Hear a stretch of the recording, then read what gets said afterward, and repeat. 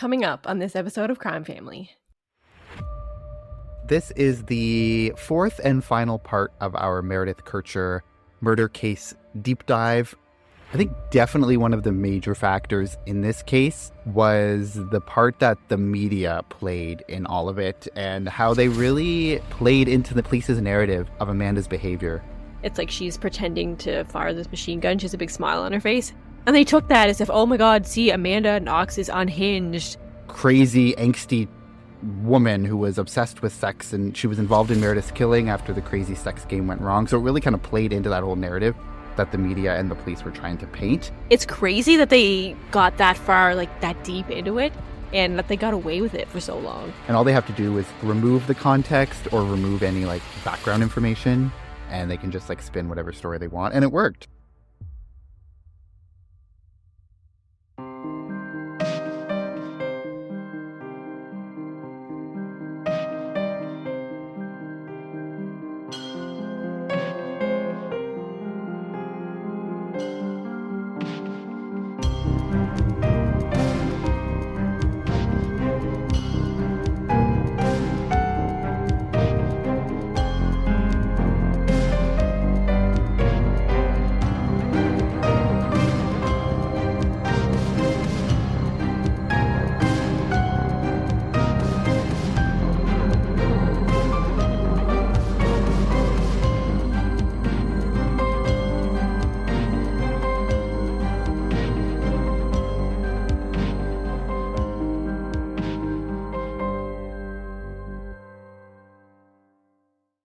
Hello, everyone. Welcome to Crime Family. I'm your co-host, AJ, and I'm here with my two sisters, Stephanie and Katie.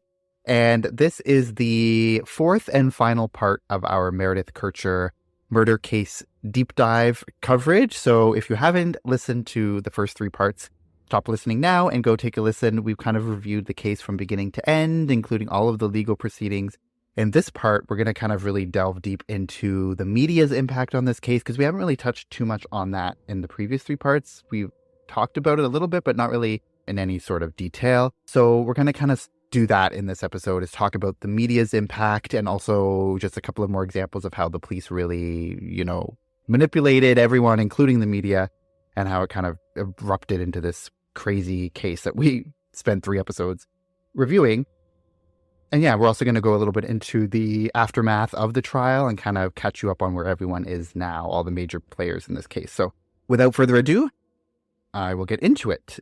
So I think definitely one of the major factors in this case was the part that the media played in all of it and how they really played into the police's narrative of Amanda's behavior and how they tried to paint her as the villain in order to bolster the case against her. And I'm going to kind of start off by just giving this example, like one of the most egregious things I think that they did, in my opinion, in this whole case, which we didn't go over in like the timeline of the case. So I'm going to talk about it now.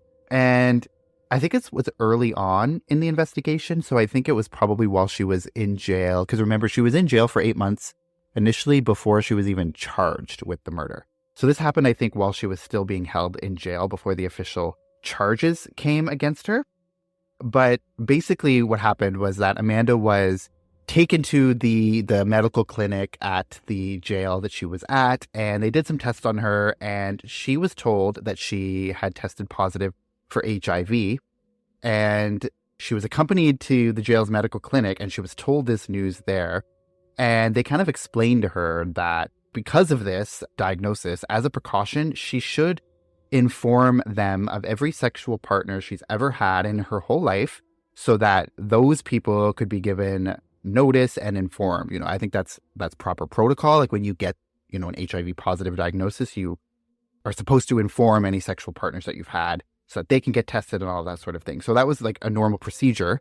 So she describes, and she explains this in her interview with Megyn Kelly that I've referenced in past episodes, but she kind of describes how she was given this news, and of course it's like shaken her. She thinks she's just been given a death sentence, more or less, or some severe medical news that obviously she didn't expect to hear. So she goes back to her cell and she begins writing down the names in her journal of every sexual partner she's ever had throughout the course of her life. And then she recalls shortly after this, the police raid her cell. So they steal everything that she had, all of her documents, including this list of her sexual partners or supposed sexual partners. So that gets taken along with everything else that she had ever written. And she did a lot of journaling, I think. So they just took everything. And very shortly after this list that she had written was released to the media. And this was used against her in order to feed into the narrative that Amanda was this, crazy, angsty woman who was obsessed with sex, and she was involved in Meredith's killing after the crazy sex game went wrong. So it really kind of played into that whole narrative that the media and the police were trying to paint.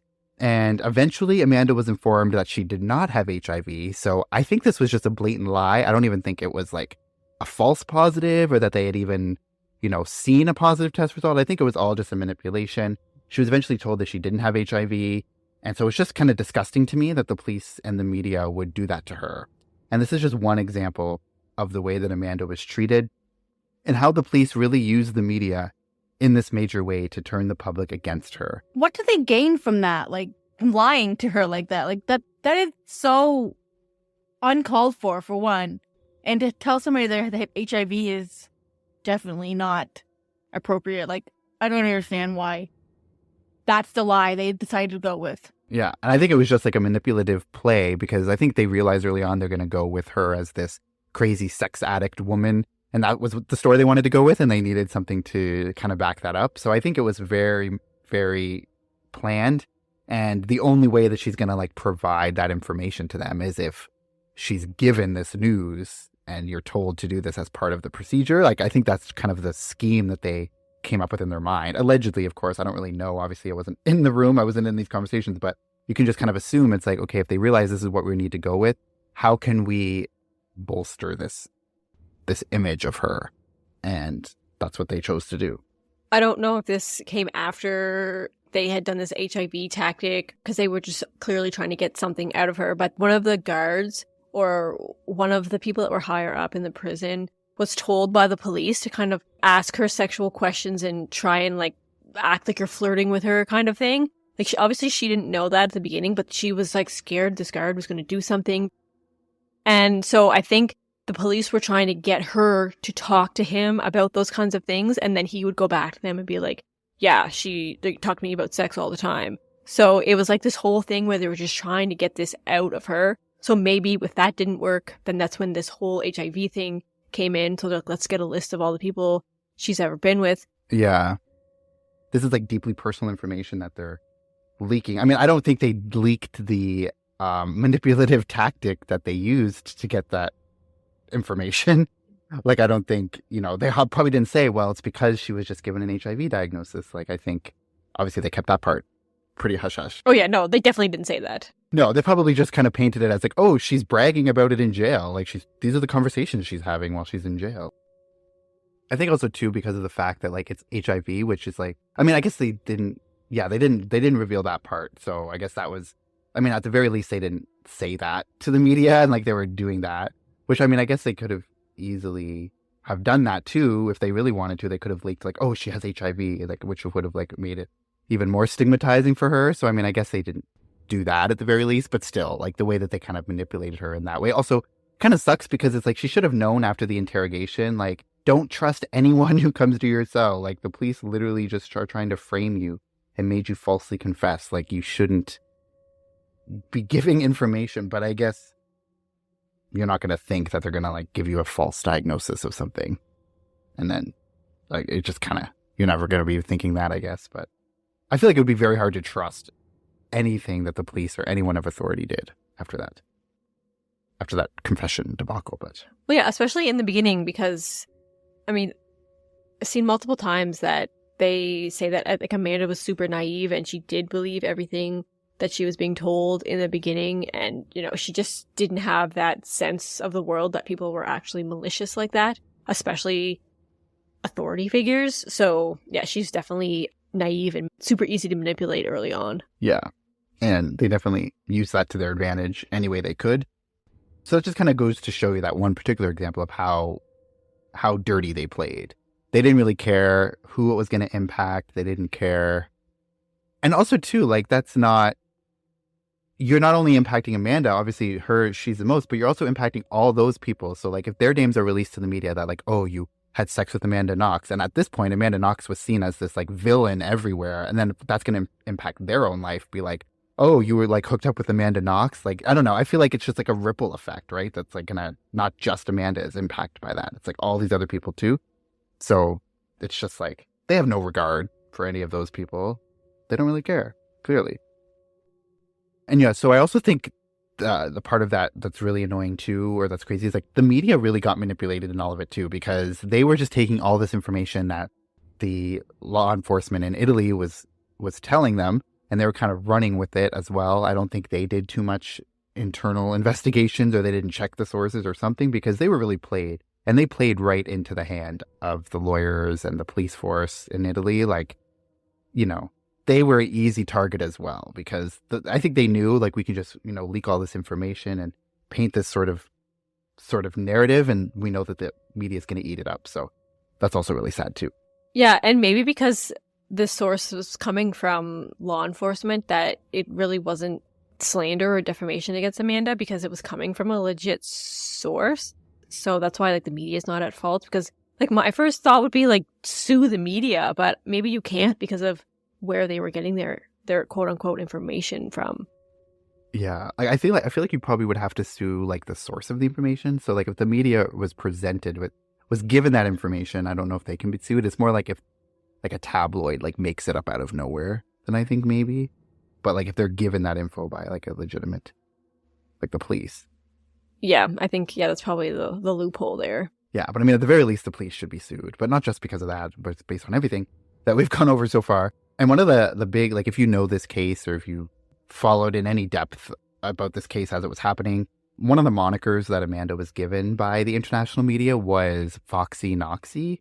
And this, again, was meant as a term that related to Amanda's supposed promiscuous ways, just like everything else that they were doing. And in reality, Amanda explains, like, the nickname was one that she actually had way before this whole case even happened. Like, she was given that nickname because of her amazing ability as a soccer player. She was, quote, quick like a fox, end quote, on the field. And so she was given that nickname by her teammates. But this term was latched onto as a way to paint this picture of Amanda that the media and the police wanted. So funny that they leave that piece of it out. Like, they don't give that context that, like, she actually had this nickname for many years. And they didn't explain the real meaning of the nickname or where it came from, but they just said Foxy Knoxy. And that was, if you look at any tabloid reports or whatever from that time, or any sort of media coverage, like, you're probably going to see the term Foxy Knoxy come up. So that just kind of says it all right there in that little 2-word phrase.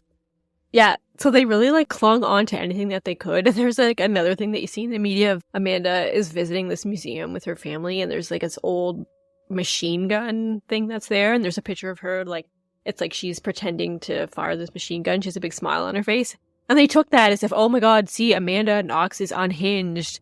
Oh, ridiculous. Just because of this picture that she had at the museum. Like, it's like, oh my god, like, leave her alone. You go through anyone's picture album maybe and pick out anything and be like, let's spin this, right? Like, so it's crazy that they got that far, like, that deep into it, and that they got away with it for so long. Yeah. Oh, look at so-and-so has a water gun. They look suspicious. Like, you know what I mean? Like, that's the stupidest thing ever. Anybody can go to a museum and smile. Yeah, really. Like, so-and-so shot their neighbor with a gun. It was like, it's actually like a little water pistol. Like, it's crazy. Yeah. Yeah. Neighbor comes forward and says that they were targeted and shot at.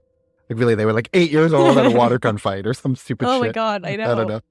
Yeah, like, so I think it's, like, important to know, like, you know, the media can spin anything, right, that they want to. And so I think that's kind of the lesson. I mean, most people probably already know that, but it's really shown in this case. Like, just take one little thing, and all they have to do is remove the context or remove any, like, background information, and they can just, like, spin whatever story they want. And it worked. And also, like, the general public, I think, is pretty gullible just in general. Well, I think that most people aren't going to do the additional research, right? Like, they're going to kind of just see what the media's given them. So I don't know. Yeah, and also this is back in like 2007 or whatever. There's like Facebook that had just come out. They didn't have Twitter and all these things. So there wasn't really a place for anyone to kind of go against what the media is saying. Like, we'd said this before in other cases. So, I mean, whatever the media has, that's kind of what people have to take, because the family doesn't have an outlet to be like, no, this actually isn't true, unless they go to like the tabloids and media themselves, right? So they couldn't post anything on Twitter to say that everything's a lie, because that didn't exist back then. So it really was one-sided, and they couldn't do anything about it. Yeah, that's actually a good point too, because like if her family goes to the media to like defend themselves, the media can choose whether to air that or not, right? Like if that's going to go against their story, they're not going to air that. Whereas if someone has their own Twitter account, they can like speak for themselves and they don't have to have that, they don't have to go to the media directly. So that's one thing. And so I guess it sucks that social media didn't exist, but also if social media had existed to the extent that it does now back then, like it would have been even worse for Amanda, I feel. Yeah, like it wouldn't have just been the media that was against her. There could be actually like, people are a lot braver behind their screens, right? So there be definitely a lot more people probably ganging up against her, but she probably would have had more of a following, I feel, too, for people that are with her. So yeah, the media in a way they're supposed to act as like the gatekeeper, like, right, they can report on what's like true and what's real. And whereas now on social media, it's like anyone can get on social media and say anything, right? So that's obviously the downside of social media, like anyone can say anything and there's no way to like corroborate that. It's just some random person on a Twitter. Whereas like before it was like the media was seen as like, no, they're the gatekeepers. They're going to decide what's true, what's not. They're going to fact check. They're going to do the research. So what they're giving you should be the fact, right? Or at least that's what the general public at that time believed, or like that's what most people believe, right? Obviously, we know there's biases with every media source. You kind of have to like do critical thinking and think about the message or like the perspective of that person writing it. But I think, so I don't know, social media has its goods and bads, but I feel like in this case, it would have been like probably way worse because who knows what random troll is going to make a fake Twitter account and say like, oh yeah, I was Amanda's boyfriend when she was in college and like she told me this, or she told me she wanted to kill someone or something, you know what I mean? Like stupid things. And there's no real like fact checking that would be happening, right? So that's true. But at least there would have been an outlet for people to actually put the truth out there. Like her family, could have set up an account and put factual things out there rather than just being all this random bullshit. Yeah. Like I said before, like it was all one-sided. So super, just unfortunate. Yeah. So I think it's just annoying how in line with the police that the media was at the time to like paint this very negative image of Amanda. And I think all these factors came together and it just like was really bad for Amanda in general. And like one blatant attempt by the media and the lead investigators to mislead the public about Amanda's guilt. So this is something that she actually mentions in the Megyn Kelly podcast interview that Amanda Knox has with Megyn Kelly. So it's actually really interesting as well. Something that we didn't talk about yet, but it kind of highlights the blatant misleading that the police knew that they were doing while they were doing it. So during the police's forensic investigation of the home, so this would have been very early on, probably the day of the body was discovered, like November 2nd or 3rd. So they go in there, and one of the processes they do is they use this chemical substance that's typically used to find blood or fingerprints on a surface. But the substance that they used was red. So during the process of looking for all this evidence in or on the sink, I remember Amanda said that she went into the bathroom the morning she went to the house on November 2nd and saw that there were a few speckles of blood in the sink, but like nothing alarming. So that's why she wasn't alarmed. It was just a couple of drops. So they go into this bathroom. They use this substance to find whatever evidence they can find. But the substance itself is red. So during the process of looking for this evidence, the entire sink becomes just covered in this red substance that looks like blood. So the police end up taking a photograph of the sink with that red substance all over it. And they release that image to the media without any context. And they say that this is what the sink looked like the morning that Amanda went into the home. So they try to say that it's absurd that she wouldn't think something was wrong because look at this sink. It's covered with blood. It's like a massacre. Like, how could you not think? So, but they knew what the red substance was. They knew it was like from their own testing, but they took that image purposely and used it to mislead the media and the general public. So they knew very well, and they were just trying to frame her, and that's just a blatant example of it. And that's just one example. And of course, we've, kind of talked about the police misconduct in general. But to me, that kind of just is all you need to know. Like just that one example kind of says it all. And what's this term? Like picture says 1,000 words. It's like that picture right there. It's like case closed. I know. I remember when I was like doing the research, whenever coming across that picture, I'm like, holy fuck, look at that sink. And then you like, yeah, you read some of the stuff that they say about it. It's like, oh, that's actually not what it looked like. And so, yeah, if that they just released that and you didn't have that context, because I was almost like, oh my God, even though I knew the case, and then I saw that and I was like, holy. So I can definitely see why people were like, that's not a good look at all. Yeah, because like you have people who are going to see her story of like, oh, it's just a few speckles of blood, no big deal. And then they're going to like side by side with that picture. And then you'll be like, well, no, she's lying, obviously. Yeah, and that red stuff was all over the floor too, and like along the side of the shower, I think in some of the pictures. So it wasn't just a sink. It looked like there was like blood everywhere in that bathroom when it was really just that red substance. Yeah, and also like, wouldn't you just in general, why would you not, can you dye that substance? Like, why do you have to have it red? I feel like you're looking for blood. I mean, blood's also red. So maybe have it be a different color so you don't somehow, I mean, I guess if you're an expert, you would know the difference, but I mean, who fucking knows? I mean, there's a lot of people who are doing wrong things in this case, but like, does it have to be red, that substance or chemical you're using? Like, come on. Yeah, it's interesting that it's red, because usually when you see stuff like that, it's that blue substance, luminol, or I think, or what it is. I've never seen the red stuff before, so that's weird. Like, I don't understand, like, why police have to do stuff like that. Like, it doesn't gain anything. Like, especially in this case where they were wrong. It wasn't her. And they'll never admit it, but... Yeah, I think it's because, like, they didn't want to be embarrassed because they had this whole big thing about Amanda. And if they had to backtrack and be like, oh, that was our bad, we're actually wrong, it just would have been too embarrassing for them. But I mean, like, that's part of the job, is to admit mistakes, I would think, right? Part of any job. So, yeah, it's crazy that they let it go that far, just for their own pride, it seems like. Yeah, it's almost more work to, like, try to, like, create this fake theory or this fake narrative. It's like, because I think I said it before, it's like, once they caught Rudy Gaudet and they arrested him, if they hadn't have sort of planted those seeds of it being Amanda, then they could have just said case closed. And that was like in December, like a month after it. And they would have been like, okay, we found the person, that's it. But because they had already started to plant the seeds of Amanda and Raffaele being involved, it's like they had to bring them into the theory somehow. So it's like, it's a more work for them in the end. They could have just stuck with the facts and it would have been all over sooner for everyone. Well, yeah, and imagine just how much money was spent on this whole thing, like the retrial and the appeals, and then the exoneration and the retrials. Like, if they would have just dropped it at the beginning, then it would have just been one trial, and then Rudy's appeals, and then, like, done. And instead they spent, like, triple, quadruple the amount of money on this, so it seems crazy that they would let it get that far. Yeah, it's wild. It's wild. So, while all this crazy media storm was happening in Italy, Amanda's family in the U.S.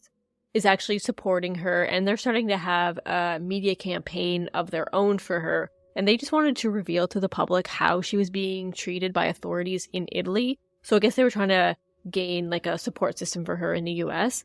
And they wanted everyone to know that she had been interrogated unlawfully for hours and in a language that she was not fluent in. So, I mean, by the end of this whole thing, Amanda was fluent in Italian, but at the beginning, she really didn't understand everything. She understood very little. Also, they wanted everyone to know how they had used physical force to coerce her into admitting to things that were untrue. There was an article in the BBC that reports that Amanda says her interpreter kept asking her to imagine hypothetical situations. And in that article, Amanda is quoted to have said she, quote, was subjected to extreme psychological pressure and forced to speak at a point where she was incapable of showing discernment or willpower. So, yeah, her family was really behind her trying to really reveal the truth. Just kind of the craziness that was happening in Italy, because they really didn't have any other outlet to show people what was happening to Amanda. So yeah, so and that kind of goes to what we said, like if only they had social media back then where they can kind of defend themselves without having to go to the media directly. So I mean, they were still able to, or trying to do that in every way they could, but it would have been much easier if they could just have a Twitter account. I guess they still had Facebook at that time, but yeah. So kind of, fast forwarding a bit after all of the ups and downs in this trial and all of the exonerations and then the retrial and all of that sort of stuff, kind of like a where are they now? So Rudy Gaudet, he ended up serving 13 years of his 16-year sentence, and he was actually fully released from prison in November of 2021. Which was around 14 years after Meredith's murder. So to this day, he insists that Amanda was there at the time Meredith was murdered, and that he is, not innocent, but that he was only a part of it. He wasn't fully guilty because Amanda played a role. So while fully released in 2021, he was actually given partial release in 2017, and he spent time volunteering in a soup kitchen and working during the days. But apparently just 2 years after he was released, he was charged with domestic assault after a conflict with his ex-girlfriend. So I guess he really hasn't changed that much, kind of going back to his old violent ways. So be careful of him out there. Yeah, it's crazy. And like, yeah, I just feel like the fact that he got 13 years or 16 years and was let out after 13 was just wild anyway, given like what we know about the brutal nature of this case and of the murder. Like, to me, it's wild that he was even, like, it's crazy that he's out already. And then he goes and, goes back to his old habits again, clearly. So that's sad. It is crazy that he only got 16 years. I don't understand. Like, Amanda and Raffaele got 25 and he only got 16. It seems crazy. I mean, he was the only one that actually did anything. Yeah. So he lucked out. Yeah, like the corrupt system, it's like the people who actually were innocent get more time than the person who did it. To me, it's crazy that once they exonerate Amanda and Raffaele, that like they would not go back to Rudy's sentence and be like, well, maybe you can get more time because you were solely involved. Like, we've acknowledged that Amanda and Raffaele were not involved. So maybe we should revisit what your actual sentence was. Because considering at that time, it was like, oh, well, he was just a part of it. But now it's like, no, we know he was the whole thing. Yeah. I don't think he can go back and do that, though. Like, give him a longer sentence because things have changed with other people. Yeah, probably not. But I mean, they don't really seem to care about the actual legality of things until, like, when it benefits them, they don't care. But when it doesn't, they do. I don't know. It's crazy that, like, Rudy was just kind of like an afterthought, and it's like, oh, we got him, but, we're not going to stop there. And I feel like if they would have been happy with just Amanda and Raffaele, I feel, and like Rudy was just kind of brought in there as a, yeah, well, he was there too, let's do something with him. But I mean, it was really just about Amanda and Raffaele. Yeah. And it's crazy too that like he got out after 13 years, so 3 years early, probably on good behavior, and then he goes out and allegedly is charged again for another domestic assault. So like, should he have gotten off on good behavior? Like, has he really been reformed? I don't know. So after Rudy's release from prison in 2021, so Amanda has said that she would be willing to forgive him for killing Meredith and damaging her reputation alongside it if he would fully own up to his actions and take full responsibility for Meredith's rape and murder and show remorse for what he had done. But instead, he's not done that. He continues to insist that Amanda was involved and was a witness to the whole thing. Just days after being released from prison, Rudy was quoted by The Sun, or The Sun originally reported it, but then The Independent reported what The Sun had reported. So that's how I feel comfortable with saying this, because The Sun isn't the most legitimate source, I feel. So the fact that The Independent also had it, I will say it. But he was quoted as saying, quote, "I've got blood on my hands because I tried to save her, not kill her," end quote. And he was also quoted as saying, quote, "The first thing I want to say is to the Kercher family and how sorry I am for their loss. I have written a letter to them in which I explain to them how sorry I am, but it's too late to say sorry for not doing enough to save Meredith," end quote. And he claims that the court has confirmed that he tried to save Meredith by putting towels on her wounds in an attempt to stop the bleeding, and says that, quote, "My DNA was there, but the legal documents say others were there and that I did not inflict the fatal wounds," end quote. And he also says, quote, "As I told you, they say others were there and I did not inflict the stab wounds. I know the truth and she knows the truth," end quote. Meaning Amanda knows the truth. So he's pretty much doubling down on all of it. I guess, why wouldn't he? That's the story and he's going to stick to it. But it's just wild that he's like still kind of saying that. And he's like, the legal documents say there were others there, but the legal documents don't say it was Amanda and Raffaele. Like, they were exonerated of that. So I don't really know what he's getting at. Yeah, I think the main conclusion is that it was just him and there was nobody else there. Yeah, so I guess he's just, like I said, that's his story and he's sticking to it. I don't know. It's just sad because, like, he got out, he committed this other allegedly, I don't know if it's so, is it alleged? I mean, he was charged with it, right? So I don't know, but domestic assault again. So he's like familiar habits. And that's like someone who obviously wouldn't be in that situation if he had been kept in jail or given a longer sentence, knowing what we know. But Yeah, it's just crazy. So, and it's also crazy to me that like Amanda even had like the ability to say that she would forgive him, like if he would fully take ownership. Like I don't even know if I could do that, considering the amount of A, what he did just in general, but B, like the fact that he allowed her to kind of go down with him in a way. So the fact that she was even open to forgiving him was wild to me too. It kind of just goes to show what kind of a person Amanda really is. People see her as this like vindictive, sexual, deviant person, but in real life, to most people, that she's just like this like innocent, sweet girl that she was just painted in this bad way that she can never get rid of. Yeah, and like only one. I mean, and you know the amount of negative press she got. It's like, but there's only one person who re-offended, or not even re-offended because Amanda didn't offend in the beginning. But there's one person who re-offended when they got out of prison. And Amanda's been out of prison and exonerated and hasn't reoffended. So that kind of shows you too. So Amanda Knox, as we know, was so wrapped up in all this and got the shitty end of the stick and just wants to move on with her life. So as far as I know, as I was doing my research, Amanda Knox is now married and has 2 children. And she is living in Seattle where she grew up. So according to In Touch magazine, Amanda Knox is working with the nonprofit organization, the Innocence Project, and she was also the keynote speaker at the conference about criminal justice, which was hosted by the Innocent Project in Italy in June of 2019. And Amanda Knox is also a journalist and writer, and she also has her own podcast called Labyrinths with Amanda Knox. Sounds like a very interesting podcast. I personally haven't listened to it, but I plan to check it out. Yeah, I'm going to add it to my listen list for sure. Yeah. Yeah, I think she does the podcast with her husband. Like, I think they're both co-hosts of it. Oh, interesting. I'm very interested in listening to it. Cool. Yeah, I'm going to check it out as well. Amanda, she also wrote a book about her experience, which generated millions of dollars. Like, I think she got an advance of $4 million, I saw. And most of that went towards paying off all the lawyers that helped her in her defense and also paying off multiple mortgages that her parents had taken out to support her going through all this. So, you know, some are accusing her of cashing in on Meredith's death, but a lot of it is just kind of to pay for what her parents had to pay for while she was in prison. So it's not like she's living a lavish lifestyle because of this by any means.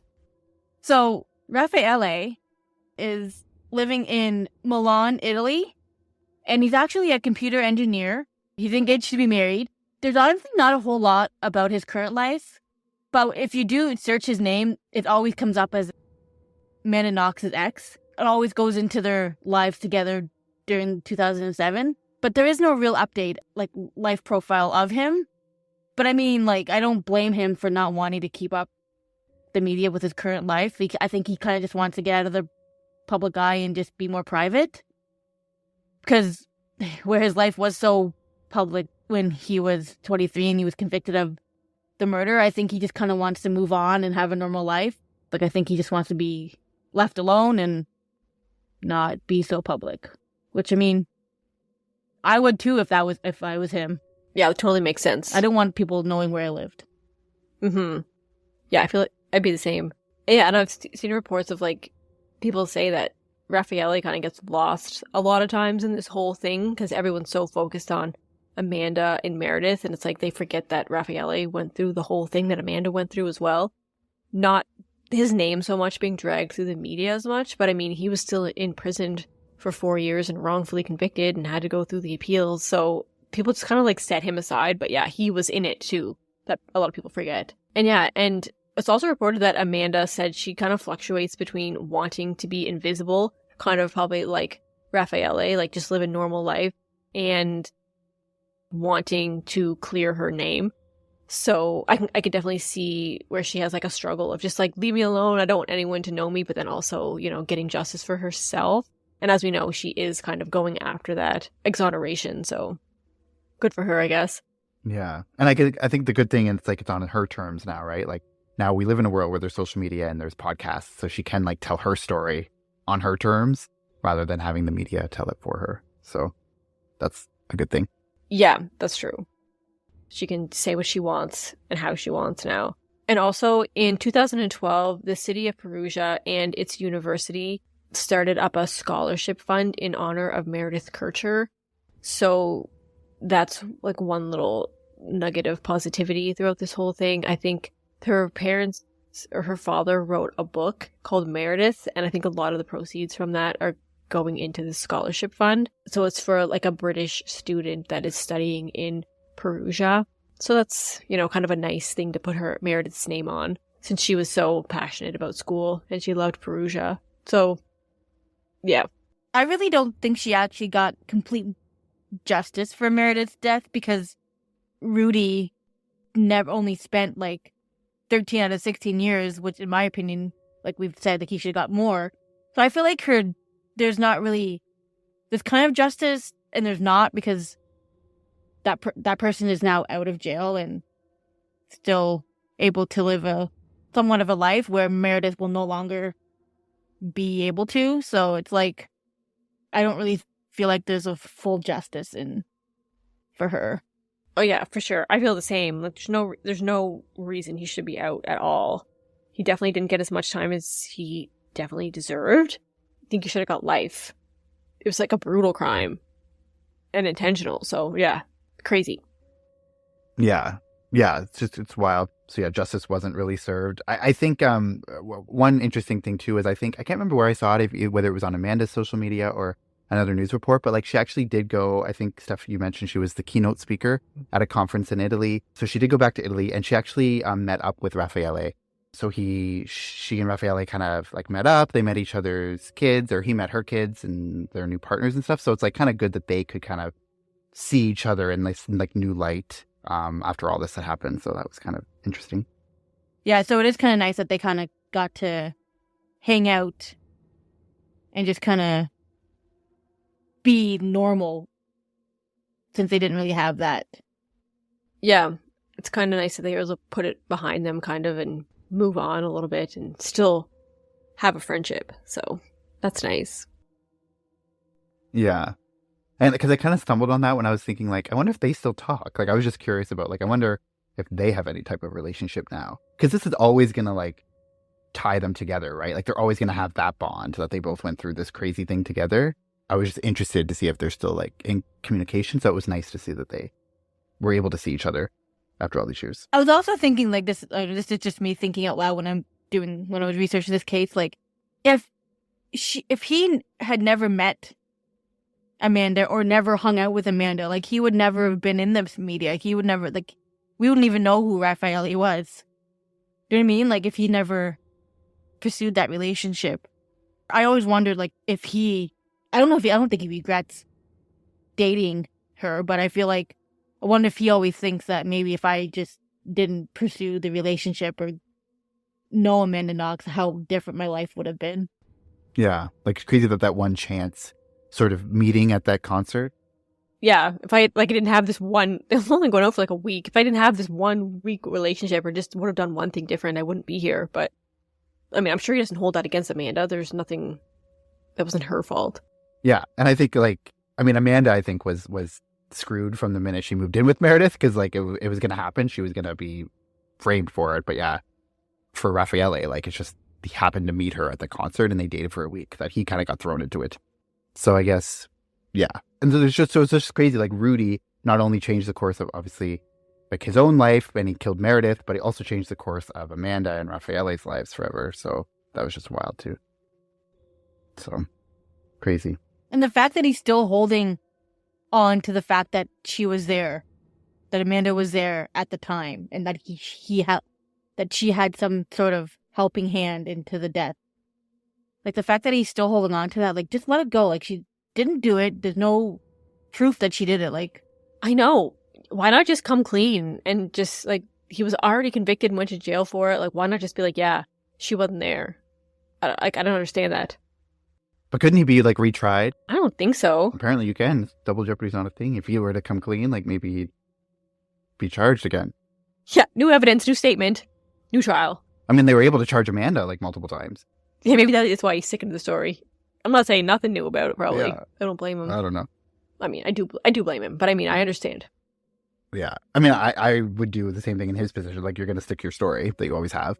But, like, so I guess Rudy is the only one in this who really holds anything against Amanda, except for, I mentioned in the previous episode, like, her old coworker, Patrick Lumumba, who still blames Amanda for kind of throwing him into that with all the slander charge. And I think she's still in court fighting that. And her and Patrick are still, I think, having, like, a legal battle over, like, the slander and stuff like that. So I don't think... But she had nothing to do with the slander because it wasn't technically her. It was the police coercing her into saying who helped her. Yeah. But I guess Patrick doesn't see it that way. I don't know. Yeah, I'm surprised he even has a case, though, right? Because, yeah, like you said, it was the police really coerced her to say it, so it's their fault, not hers. But yeah, so it's just crazy. I hope, I don't know how that's going to turn out. But yeah, like, lots of victims in this case, not only... Amanda and Raffaele, but of course Meredith, who was probably the ultimate victim in all of this, considering the brutality of her murder. So that kind of brings us to the end of our discussion on the Meredith Kercher murder case and the craziness with Amanda Knox and all of that stuff. So I think we're just about done. We've covered sort of all of the main topics. So thank you so much for sticking with us for the 4-episode deep dive. We hope you enjoyed it and hope you maybe learned something new or liked to kind of revisit this case. And yeah, thanks so much for listening. We'll be back next week with the first part of a new case deep dive, and it'll actually be our final one of the season. So we're excited for that. So until then, you can follow us on all the social medias, Crime Family Podcast on Instagram and Facebook, and at Crime Family Pod 1 on X. And you can get merch for the show. The link to that is in the show notes. You can also become a patron. If you join our Patreon as a paid member, you can get bonus episodes and early access and ad-free content. So the link to that will be in the show notes as well. Also send us an email, crimefamilypodcast@gmail.com. We love to hear your thoughts and opinions. Also, give us a review, give us a rating on the podcast app that you prefer, because we love to get that feedback. It really helps the show when you give us a good rating and all the review and all of that good stuff. So thank you so much. Also, we're on YouTube, so you can subscribe to us on Crime Family Podcast and listen to all of our episodes on there and comment. And also, we only want 5-star reviews. Anything lower, you can keep to yourself. I know we welcome all reviews, but preferably nice ones. But if it's a constructive feedback, maybe. But yeah, if you're going to be constructive in your feedback, maybe. But if you're just going to hurl insults, then maybe not. So. Just hurl insults. Yeah. I don't know. Yeah. Yeah, no one needs that kind of negativity. Maybe we shouldn't be so angry. Maybe take a page of Amanda Knox's book and, let things go and forgive. But no. But yes, leave us a review, and even if it's a bad review, whatever, just tell us your thoughts, because maybe there's something to be taken we can improve on. So, so thank you so much. We'll be back next week with a new case. And until then, take care.